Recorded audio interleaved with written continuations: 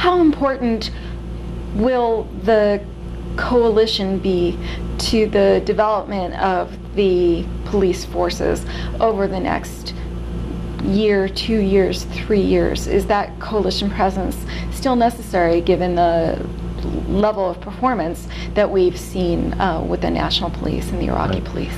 I think probably yes.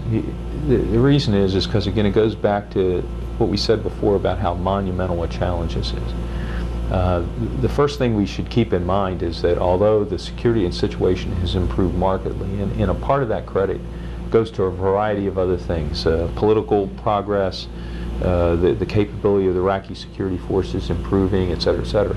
But we shouldn't forget that 148,000 troops are there part of this whole situation, and obviously that has to have a security effect. Likewise, we shouldn't overestimate the capability of the forces or the challenge of continuing to develop them, or the determination of a lot of people to not let this be successful. So it is still a struggle that's going on. Although the situation has improved tremendously, it's still a struggle. And the enemies to this idea of having a democratic regime in place in this country, they're still going to oppose it very strongly, in my view. So I think that the struggle will continue while these forces continue to mature. The second part is the amount of institutional change that we're talking about, changing the institutions of the security forces from ones that were designed to exist in a dictatorial regime to ones that support democratic form of government. That change is immense. The change inside the Ministry of Interior to this culture of accountability is a huge thing that's going to take a long time to achieve. Other things are things like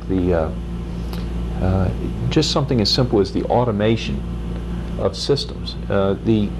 While these forces have grown, one of the challenges is that is not just organizational design, but they have all manual systems that work just fine when there were 60,000 Iraqi police service guys before we came.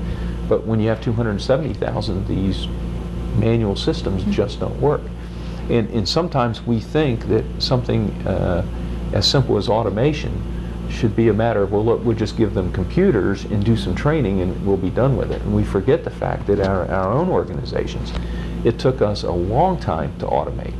In fact, we still have systems that aren't automated, even in the what you could arguably say is the most technologically advanced society on the earth.